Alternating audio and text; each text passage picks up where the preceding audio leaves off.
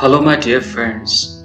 Today I am going to discuss with you what next if are disqualified in GPAT examination. So, several questions would be striking in your mind and will be disturbing you. Like, some questions were wrong in GPAT examination. Is there any chance of change in the result? Whether I'll get admission to M.Pharm or not without qualification, whether I'll get scholarship or not without GPAT qualification, whether I should do job and forget M.Pharm, whether I should take gap of 1 year for GPAT exam, whether I should do job and simultaneously prepare for GPAT, whether I'll get admission in NIPER without GPAT, is there any impact of GPAT in PhD? Before preparing this video lecture, I also conducted a survey and maximum student voted to this question whether I should do job and simultaneously prepare for the GPAT examination. So this question has been voted 60%. So this is a major question coming from the student side. So today I'll answer all the questions, and I hope that after listening my lecture you'll be very satisfied and no more questions will be disturbing to you. So it is my kind request to you that listen this lecture till the end. This lecture may be of 15 minutes, but I'm very sure that it will solve all your queries and you will feel very relaxed after listening to this lecture. So question number 1, some questions were wrong in GPAT answer key. Is there any chance of change in the result? So some of your friends, they would be discussing like that in GPAT 2017 answer key were changed and GPAT result were declared again. So it may possible that this year also GPAT result will declare again likewise. So such kind of several rumors are there. So simple answer to this question is that result will not change. I already discussed with you in my previous lectures that this year 2 questions were wrong and NTA people has given marks for that 2 questions, and already either 0 marks, 8 marks or 10 marks were added to your scorecard. You just check it. So you'll see that either 0, 8 or 10 marks you'll find in your scorecard. If some users or if some subscribers are new to my channel, so I would request them to watch my previous video lecture where I have mentioned that how 0 marks, 8 marks and 10 marks will be added to your scorecard. So I am requesting you to watch my previous lecture, and the title of that video lecture is Mistakes in GPAT Answer Key and its Impact on Scorecard. So only 2 questions were wrong and already NT people has given marks for these 2 questions. So I don't think that there will be any change in the result.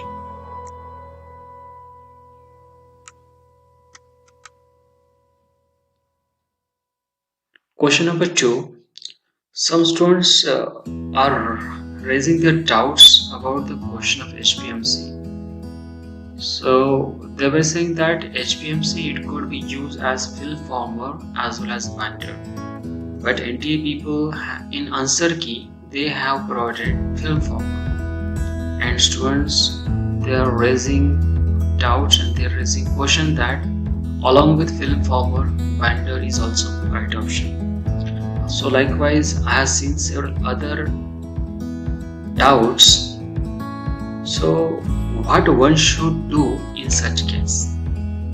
So here itself I would like to answer about the HPMC question So it is mentioned in Remington Pharmaceutical that HPMC is mainly used as film form, and in Lachman it is mentioned in the table that it could be also used as binder. So for GPAT aspirants, I would like to clear that in GPAT several different kinds of question has been asked. So one of the type of question is probability based question. So the examiner expect that you should choose the option with more probability. So HPMC it is used as film former and it is also used as binder. Both options are right, but 70%, for example, 70% if it is used as film former and 30% if it is used as binder, so maximum probability goes to the film former, and hence the right answer is a film former. And you can also check the Remington where it is mentioned that it is a dominantly, or I can say that predominantly used as film former and rarely used as a binder. So likewise other questions would be coming to your mind. So what one should do in such case? So here I am answering to your question. So if you want explanation from NTA, so don't send them email, don't send them any kind of letter. Of course they will not respond any one of them. So if you want any kind of explanation from them, so you should use RTI. Now what is RTI? RTI means right to information. So all Indians has right to information to ask any kind of question to government officials. So of course this GPAT exam is conducted by AICTE, and AICTE comes under MHRD, Ministry of Human Resource. So you can just Google RTI and Google will direct you to the RTI page, and in RTI choose MHRD or choose AICTE or choose NT, whichever options available over there. If NT is not available, choose AICTE. If AICTE is not available, then choose the MHRD. After selecting that option to the website, write your queries. For example, if you are saying that HPMC it is mainly used as a binder, and if you feel that it is rarely used as a film former, so you should give proof, okay, and you should ask them explanation that why the answer in answer key is of film former and why the answer of binder is wrong. So you write such kind of you write such kind of RT in RTI, okay, and you just need 10 rupees for that. So this is the official process by which you can clear your doubts with NTA. Okay, so using this RTI option, you can ask any kind of question to NTA people. So other question which has been asked by the subscriber is that why in 2017 GPAT result has been changed and why it is redeclared again. So they expect that likewise in 2017 this year also GPAT result will redeclare again. But here I would like to clear that it is merely rumors and nothing else. So here I'll give explanation or answer that why in 2017 GPAT result were redeclared. So in year 2017 and before to that, GPAT question paper and answer key was not disclosed at all in public domain. You just ask to your senior, or you just ask this question to your teacher that before GPAT 2017 whether AICTE people giving any answer key or question paper in public domain. So they'll say that no. Okay, but what happened in year 2017? So few questions using the RTI, as I discussed with you in previous slide. What is RTI? Using the RTI, they demanded AICTE one question paper and answer key of 2017 GPAT. So as a rule, government official have to provide the data So AICTE has given them answer key as well as the question paper. And after studying that question paper and answer key, they observed that 2 questions were wrong and they raised the complaints to the AICTE. And later AICTE also agreed that 2 questions were wrong in the year 2017. Okay, so what they decided? So they decided to give the 2 questions mark to the all non-qualified students. Okay, so what they did, they have added this 2 questions marks in the score of non-qualified students. So of course, non-qualified student who failed because of few marks, they become later qualified because AICTE has given the 8 marks to them because of mistakes, because of their mistake in 2 questions. And that's why in year 2017 result has been redeclared again. This decision has been taken in favor of student.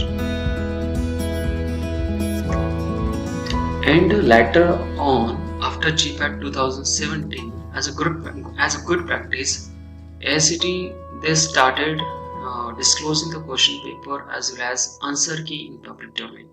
And hence, after GPAT 2017, you will see that question paper and answer key is released immediately after the GPAT examination. Apart from this one, they also inculcated the new practice that student can raise query or they can file the grievance for particular question. Okay, so this year they also disclose a question paper as well as they disclose the answer key as well as they give an option to student to raise the query against a particular question. So in this way AICTE is working for the student, and I hope that your doubt about GPAT 2017 has been clear for you.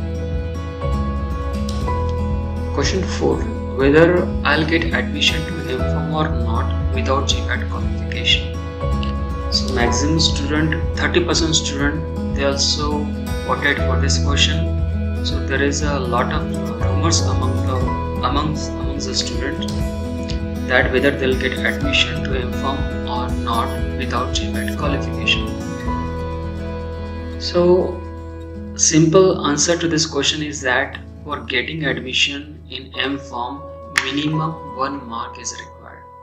So of course, all who got 1 marks and more than that, of course they are eligible for admission to MPharm. Isn't it okay?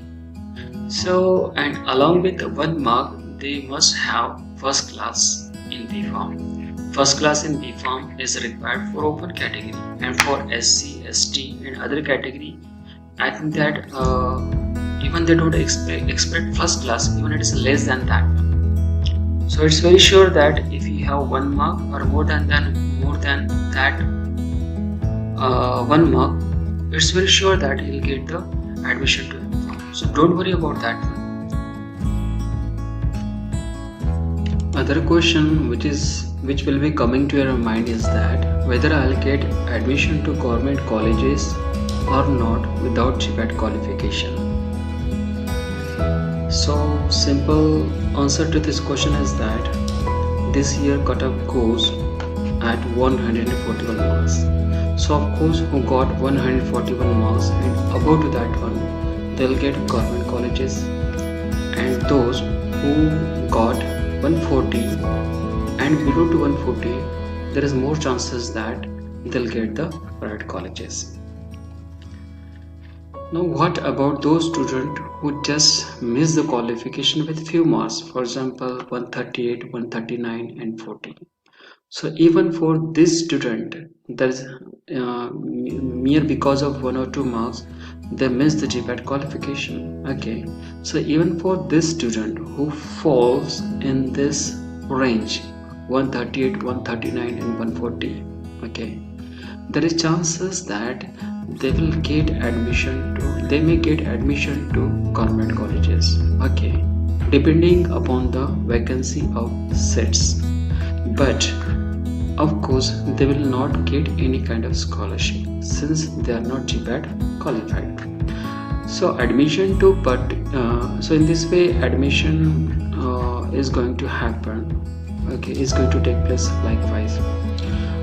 Now some students, they are worried that they got 130 marks, they got 120 marks, so how they'll get admission to M.Pharm course.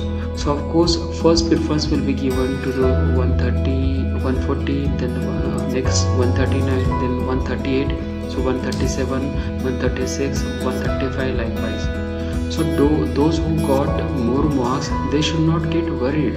Of course, in the round process, in centralized round admission, the one who is having maximum mark will be given first preference as compared to the other who is having a lower marks. So likewise in private colleges, so example, if somebody wants SOTEX, if somebody want quality assurance, so those who are having more marks like 130, 135, so they people will get the admission to SOTEX, they people will get admission to the quality assurance and any other department where there is a more competitions. And those who have less marks, so of course they may not get SOTEX, they may not get the quality assurance department. So in this way, this higher marks, okay, it helps you in the college selection as well as in subject selection. So don't worry, okay, here I explain you that how the GPAT non-qualified students, they'll get admission to the M.Pharm course. So next question which would be coming to mind is that whether I'll get scholarship without GPAT qualification. So yes, so you may get surprised by listening my answer that how it is possible that without GPAT qualification one will get the scholarship. Yes, it is possible in Maharashtra. Maharashtra government is giving scholarship to the all B.Pharm student and as well as to all M.Pharm student. Okay, so even if you are not GPAT qualified, if you are GPAT qualified, of course central government is giving scholarship and then you can't take the scholarship Maharashtra government. Okay, if you are not GPAT qualified, so central government is not giving any kind of scholarship, so Maharashtra government is going to help you. Okay, so Maharashtra government used to give scholarship to the M.Pharm student based upon the category. So if you belong to SC, ST and NT and if you are not GPAT qualified, so Maharashtra government gives you 95% scholarship, remaining 5% you have to bear. If you belong to OBC category, 50% of scholarship will be given by Maharashtra government and remaining 50% you have to bear. If you belong to economically backward class, okay, EBC category, so 40% scholarship is given by Maharashtra government, remaining 60 you have to bear. And sorry, if you are from open category, there will not be any kind of scholarship. So this is all about Maharashtra. As I am from Maharashtra, I can tell you about the different kinds of scholarship, even which is available to non-GPAT qualified student. I don't know about other states, so I'm kindly requesting to my subscriber, you contact with your teacher if you belong to different states like Tamil Nadu, Andhra Pradesh, Delhi, or any other state, Odisha. Okay, so if you belong to any other states of India, you just contact with your teacher and ask them that whether your state government is giving any kind of scholarship to M.Pharm or not. Okay, so this is a report about the Maharashtra. So even in Maharashtra, if you are not GPAT qualified, you'll get the scholarship. Other question is that whether I should take the gap of 1 year for GPAT exam preparation, and this is a 40% student, they have asked this question to me when I conducted the survey. So here I'm putting 3 conditions in front of you. If you are not financially sound, you can't stay at home by taking gap of 1 year, because your family members, okay, they can't afford you, they can't expect you that by sitting at home without earning any kind of money, okay, you'll take a gap of 1 year. So if you are not financially sound, so I'll not say that you should, so I'll simply suggest that don't take a gap of 1 year. Okay, if you are financially sound, okay, and just want to qualify GPAT exam by taking gap, even I'll suggest that don't take a gap of 1 year, even if you are financially sound, and just for the sake of GPAT if you are taking gap. My answer is no. So to whom I'm saying yes?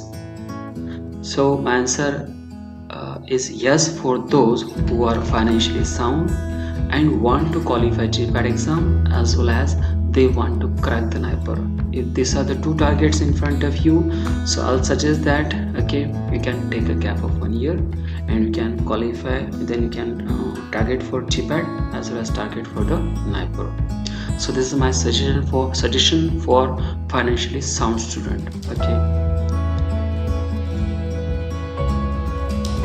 next question is that whether I should do job and simultaneously prepare myself for the GPAT exam. This is the question which got 70% responses when I conducted the survey. This is one of the burning question among the student.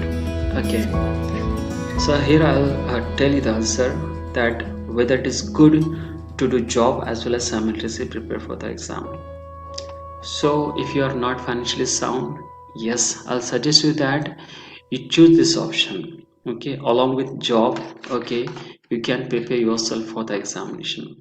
But here is a condition. Here I'm suggesting you something else. Okay, then what kind of job they should do? So nature of job should not be so hectic that it will exhaust you. For example, if you are working in a particular industry, so of course you have to work over there in production department or in any other department. You have to work over there for 8 to 10 hours. Okay, now it is not possible that if you are working for 10 hours, then you'll be having a stamina that after coming to your room you'll read something else. So if somebody want to do job as well as somebody want to, along with job, if somebody want to prepare himself or herself for GPAT examination, so what kind of job they should prefer? The first is a pharmacist. It is sitting job. Okay, you'll not get exhausted, and along with job you can easily prepare for the GPAT examination. Other is a marketing. Marketing is something you have to visit the doctors. Okay, and you can take out the time from that one. Okay, and I think that marketing you have to go, it is for 5 working days. You are getting 2 days holiday in marketing. Okay, so you are getting sufficient time in marketing for the GPAT examination. The third job which I'll suggest is a PV job, pharmacovigilance job. Okay, so in pharmacovigilance, the working time is 5 days and you're getting 2 days off. So in that 2 days you can prepare for the GPAT examination. So based upon this condition, I'll suggest you that you can do job as well as you can prepare for the examination. And it is my observation that once you start earning the money, okay, once money start coming to your hand, okay, your desires, your burning desires slowly calms down, it slowly vanishes. So I've seen that once students start earning the things, earning the money, they forget about the GPAT and slowly their desires get down. So if somebody want to opt this option, that job with GPAT preparation, so he should keep his desire very much burning, then it is possible. The next question is that whether I should do job and forget M.Pharm. So yes, if you are not financially sound, this is the first condition, and if you cannot afford for the M.Pharm fees in private college, as well as you have some family responsibilities on your shoulder, okay, to such kind of student, there are 3 conditions I have mentioned: not financially sound, you can't afford for the M.Pharm fees in private college, as well as you have some sort of family responsibilities on your shoulder. So to such kind of student, I'll say that do the job. Okay, but one thing they should do, they should simultaneously just fill the GPAT form. So it may possible that your star may shine and you may qualify a GPAT examination without any kind of preparation, isn't it? It may possible. So yes, you can directly enter into the job if you are not financially sound and you have all the problems, family problems with you. Okay, and if you don't qualify, so earn the money. Okay, after a certain period, after certain years, okay, you'll be having sound handsome money with you. Okay, then even you can do M.Pharm later. So this is my suggestion for those who just want to do M.Pharm, those who want to do a job by living M.Pharm. So whether I'll get admission in NIPER without GPAT qualification? This is also a question which has been asked by the students. So simple answer to that, no. You'll not get any kind of admission in NIPER if you are not GPAT qualified. So NIPER is conducting their own entrance examination. I would like to add this another piece of information over here, that NIPER, if somebody want admission in NIPER, he or she has also to clear the NIPER entrance test. And who can appear for the NIPER entrance test? So those who qualify in the GPAT examination, only they can appear for the NIPER entrance examination. So GPAT qualified student can appear for the NIPER exam, but if they don't get qualified in the NIPER examination, even they will not get admission in NIPER. So qualification in GPAT does not guarantee that you'll get NIPER. So if you want NIPER, you should qualify GPAT examination, as well as you have to qualify the entrance examination of NIPER. Then there is possibility that you'll get admission in NIPER.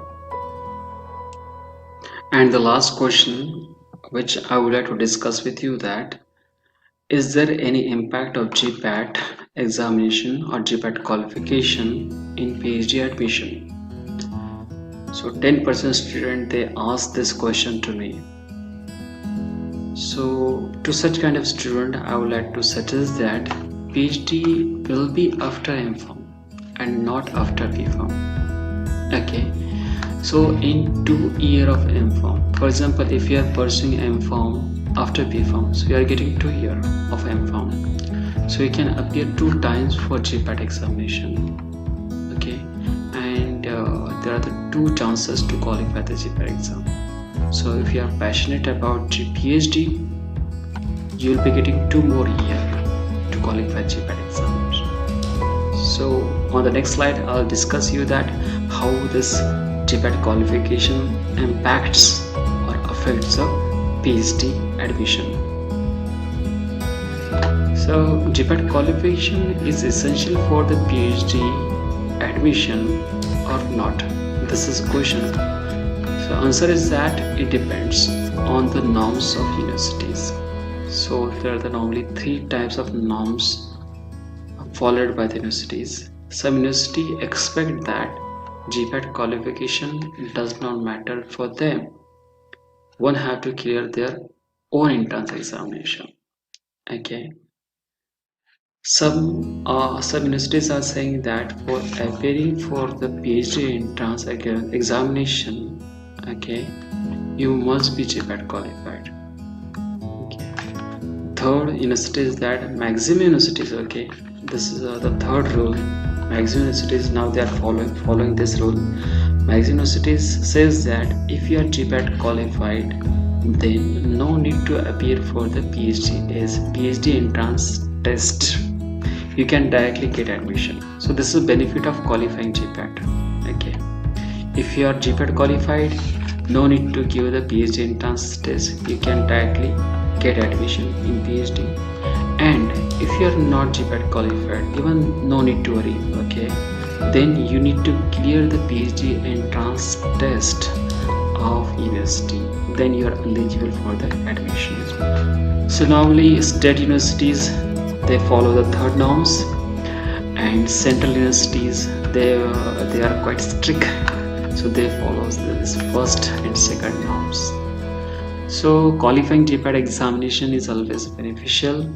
It is I can say that it is a matter of prestige for someone else, okay? So I hope that I clear all of your doubts, and you must be relaxed, and you'll start thinking of future rather than regretting of past. So one should not regret about past. One should take the lesson from past and should think for the future.